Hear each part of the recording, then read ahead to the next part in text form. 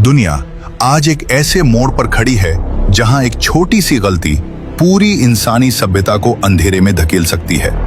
राजनीतिक तनाव बढ़ रहा है, देश एक दूसरे पर शक कर रहे हैं और दुनिया के कई कोनों में न्यूक्लियर मिसाइलें तैयार खड़ी हैं। बस एक आदेश, एक बटन और इतिहास का सबसे खतरनाक अध्याय शुरू हो सकता है। कल्पना कीजिए, अगर वर्ल्ड वॉर 3 में किसी एक शहर पर एक न्यूक्लियर बम गिरा दिया जाए तो पहले 5 मिनट में क्या होगा? Minute 0, the flash. सब कुछ शुरू होता है एक ऐसी चमक से जिसे इंसानी आंखें शायद ही कभी देख पाई हों। आसमान अचानक सूरज से भी कई गुना ज्यादा तेज रोशनी से भर जाता है। यह रोशनी इतनी तेज होती है कि कई किलोमीटर दूर खड़े लोगों की आंखें एक पल में अंधी हो सकती हैं। सिर्फ 1 सेकंड के अंदर एक विशाल फायरबॉल बनता है। इसका तापमान कई लाख डिग्री सेल्सियस तक पहुंच सकता है। यह तापमान सूरज की सतह के तापमान के बराबर होता है। बम के बिल्कुल पास मौजूद लोग एक पल में भाप बनकर गायब हो सकते हैं। Minute 1, the shockwave. फिर शुरू होती है तबाही की सबसे खतरनाक लहर। इसे कहते हैं शॉकवेव। यह हवा का इतना ताकतवर धमाका होता है कि शहर की सबसे मजबूत इमारतें भी पत्तों की तरह गिरने लगती हैं। गगनचुंबी इमारतें टूट जाती हैं, कंक्रीट बिखर जाता है, हजारों टन लोहे और पत्थर हवा में उड़ने लगते हैं, कांच के टुकड़े हवा में तीर बन जाते हैं। कुछ ही सेकंड में पूरे शहर की सड़कों पर सिर्फ धूल, धुआं और मलबा रह जाता है। Minute 2, the heat wave. अब आती है एक और खामोश लेकिन भयानक तबाही।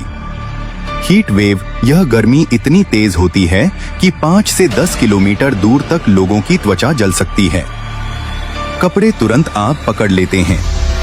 पेड़, गाड़ियां, घर, सब कुछ जलने लगता है। शहर के अलग अलग हिस्सों में हजारों आग एक साथ भड़क उठती हैं। धीरे धीरे यह आग मिलकर एक विशाल फायरस्टॉर्म बन जाती है, एक ऐसा आग का तूफान जो पूरे शहर को निगल सकता है। Minute 3, the mushroom cloud. अब आसमान की तरफ देखिए, धरती से उठता हुआ एक विशाल डरावना बादल। यह है मशरूम क्लाउड। यह बादल 10 से 15 किलोमीटर ऊंचाई तक जा सकता है। लेकिन यह सिर्फ धुआं नहीं है, इसके अंदर होते हैं रेडियो एक्टिव पार्टिकल्स।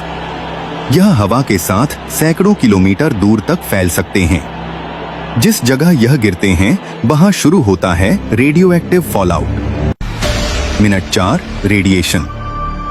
अब शुरू होती है सबसे खामोश और सबसे खतरनाक तबाही। रेडिएशन यह दिखाई नहीं देता, इसकी कोई आवाज नहीं होती, लेकिन यह मानव शरीर के अंदर जाकर कोशिकाओं को नष्ट करना शुरू कर देता है।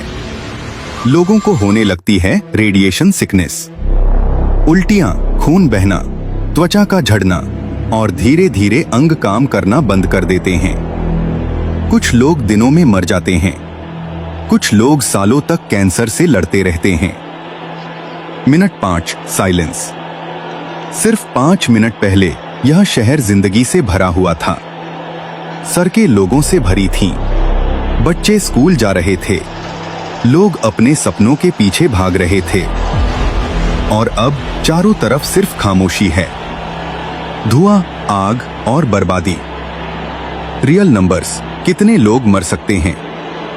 अगर किसी बड़े शहर पर एक आधुनिक न्यूक्लियर बॉम्ब 300 से 500 किलोटन गिरता है तो सिर्फ पहले कुछ मिनटों में लगभग 3 लाख से 10 लाख लोग सीधे मारे जा सकते हैं। और अगर वर्ल्ड वॉर 3 में दर्जनों या सैकड़ों न्यूक्लियर वेपन्स इस्तेमाल हुए तो वैज्ञानिकों के अनुसार 5 करोड़ से लेकर 100 करोड़ तक लोग सीधे या बाद के असर से मर सकते हैं। और इससे भी ज्यादा लोग भूख, बीमारी और न्यूक्लियर विंटर की वजह से मर सकते हैं। एंडिंग।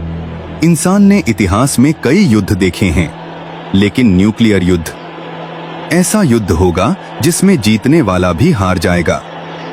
क्योंकि जब परमाणु हथियार बोलते हैं तो सभ्यता खामोश हो जाती है।